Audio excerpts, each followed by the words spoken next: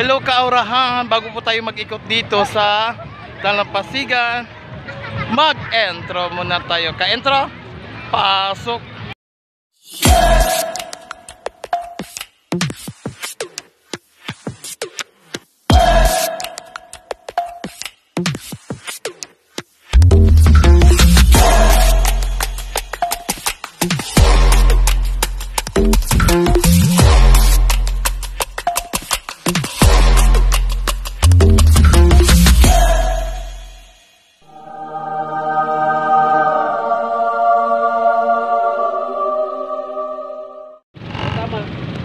Hello guys, mga kaurahan, tayo po ay ngayon ay nandito po kami sa highway kung saan kami ay papunta ng, hindi ko alam kung saan ba kami papunta.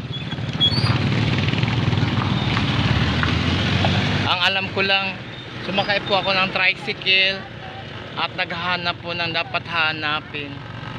Katulad dyan, nagtitinda ng mga prutas, ang dami. Tapos umaambon pa guys.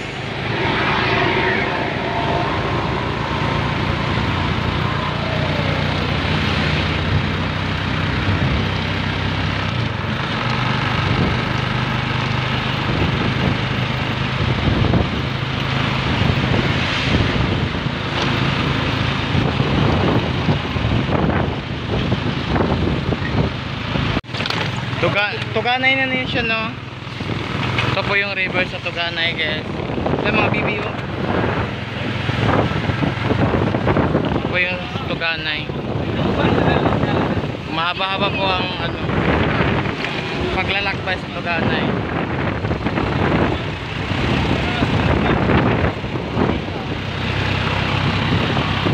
Tapos marami pong coconut tree.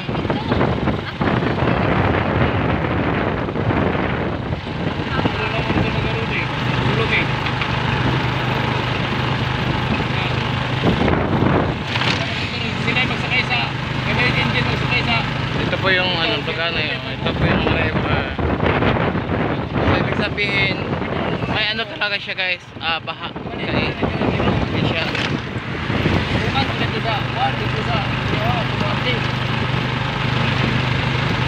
Haba lang tulay guys, kasing haba sa kanya.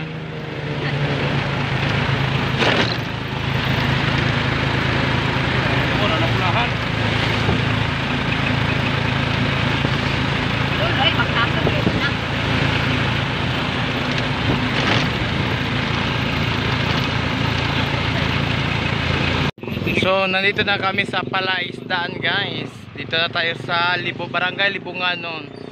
Ito po yun guys. Ito po yung area kung saan gusto mo maligo, kung maplatan ka dyan. Nandito sila. So yan, busy sila, no. Ayan. Ayan po yung mga tindahan na papasok sa Libunganon Island Resort.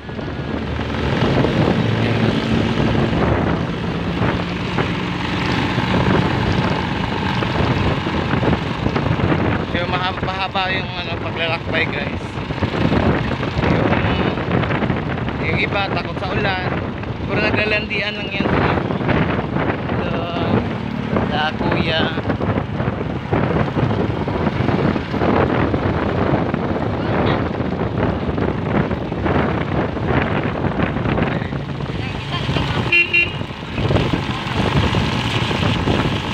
Kira niyo po yung mga puno guys na pasok sa kalooban kung saan maganda yung dito guys.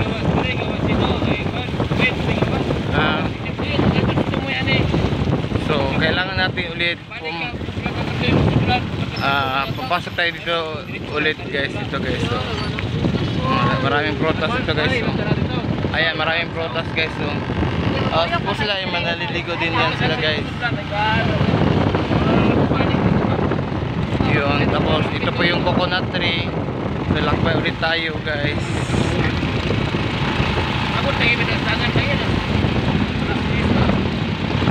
Oh, di ba? Baba yung natin. Papasukan ng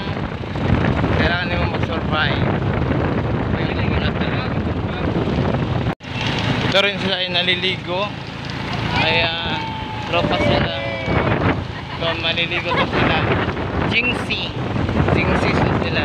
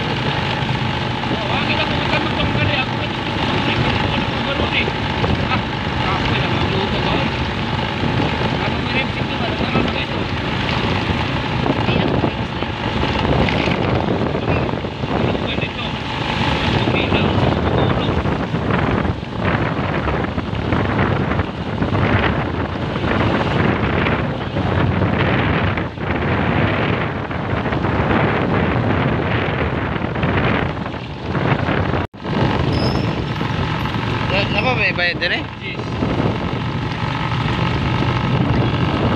So kailangan pa daw magbayad din per head guys. So may conduct inspection dito guys. So bago ka pumasok sa kalooban ng palaisdaan sa karagatan, so mayroon pang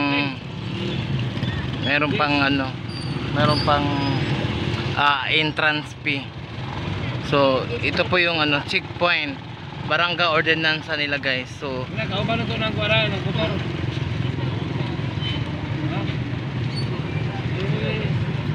so ito po yung before tayo papasok, kailangan talaga magbayad tayo ng entrance fee. Kasi Abang ini? Ginamit ko abang doon. Isa lang, isa. Kanipot? so ipakita ko sa inyo yung lahat guys ha.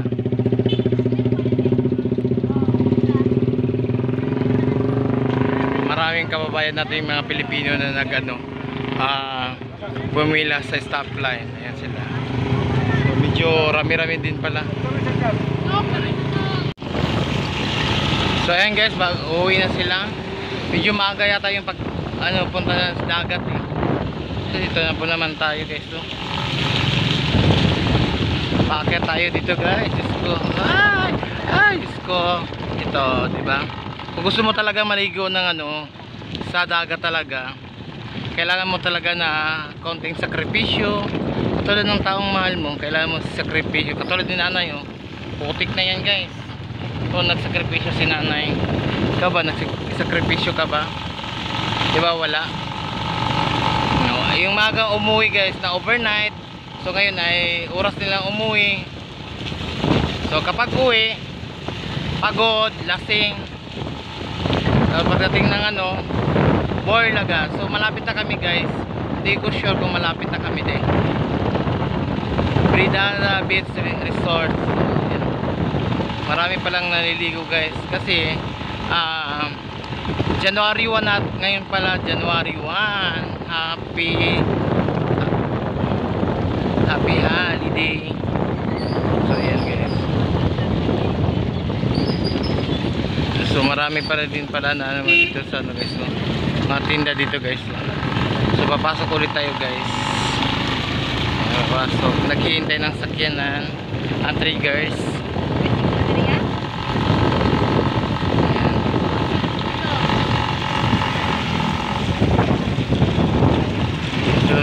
yung ano, mayroon ding amoy isda. So ibig sabihin ito po ay nagtitinda rin ng mga isda. Pasyal po ko. Party sila guys. So, ito pala yung isdaan guys. So, ayan, isdaan dito guys. Isda guys. So, fresh na fresh.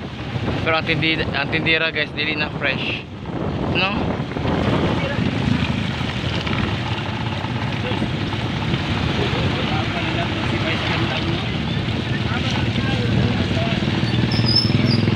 Ayan. Nakakain kami guys.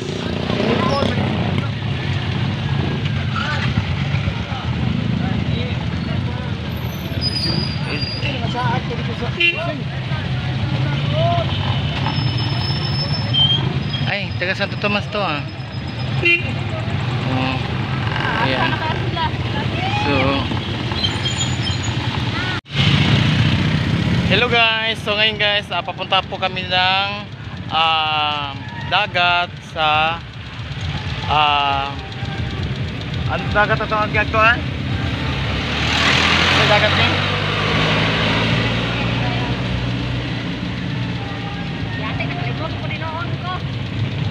Hindi ko tayo guys.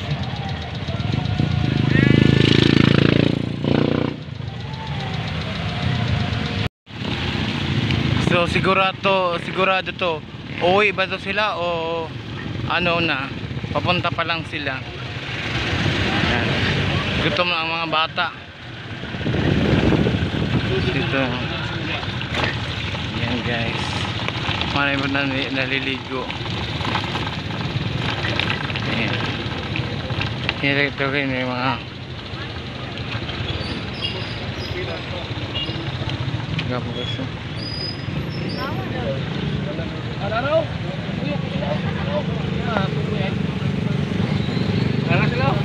So ano,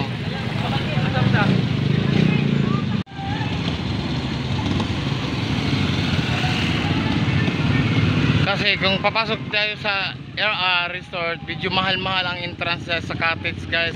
Wala tayong ano, wala pa naman nagbigay ng sponsor. So on the spot lang to, no?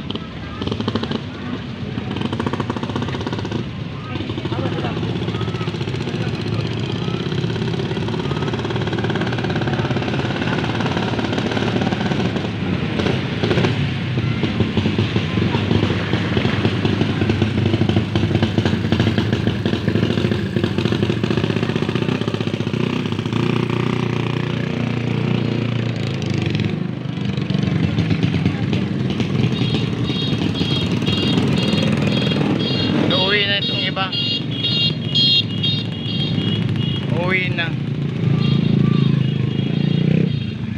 So kami dun sa kanila guys, kasi sila lang yung ano, nakakaalam kung saan ba kami pupunta. Tulad dito na grupo na ito. So hindi pa sila ready, kasi naghahanap pa yan sila ng ano, pwesto. Ano mga itsura na mabatag yan. So Lord, tama namin. So mag-basketball na lang siguro kung di tayo makaligo ng dagat. Yan. Lahat ng tao to ay nagmumotor, no? Kailangan maghanap ka, kasi ang cottage ron, ang dami pala. Ay bakit to? Madaling araw pa lang ito naliligo eh. Kapag hindi, kasi araw po ngayon po na maglunang ang mga kabaw.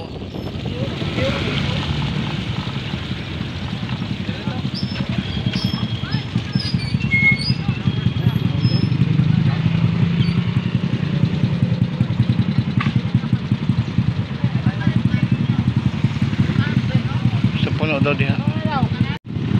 Na plat ilang sakyanan.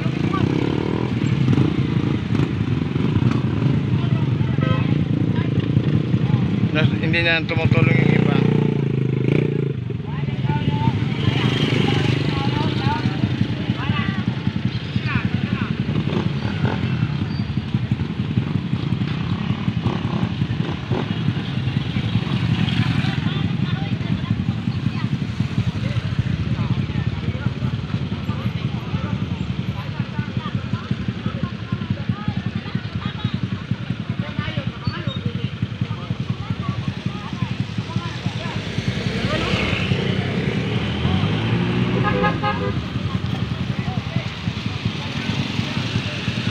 Sa ba nga sa mga kasamahan?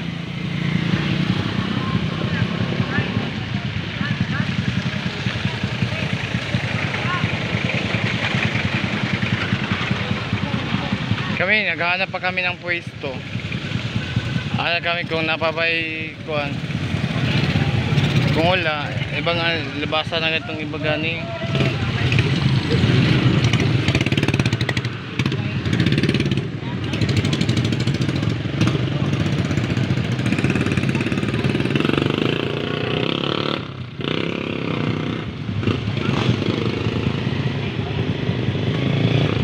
Nalubong yung ligid.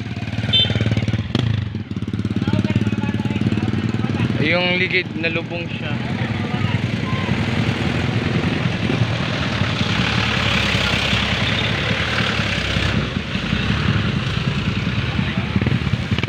Libungan rather.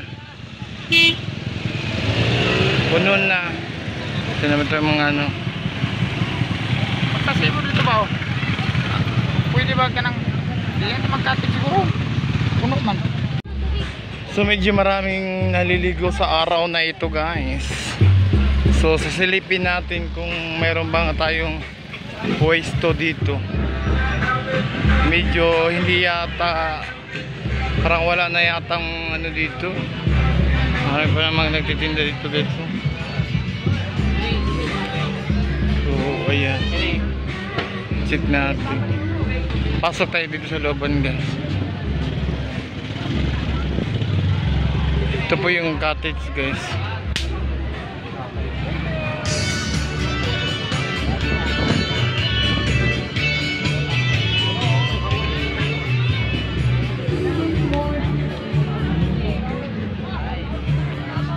So una kang pumasok.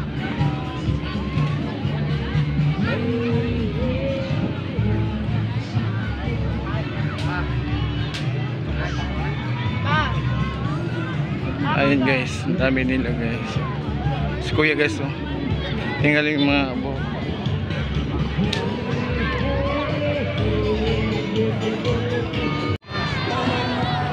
Thank you for watching guys. Huwag po natin kalimutan guys, mo-like, mo-share, at mag-comment. Lalo na mag-subscribe sa aking channel para update kayo sa aking paglalakbay dito sa probinsya. Thank you so much. I love you all.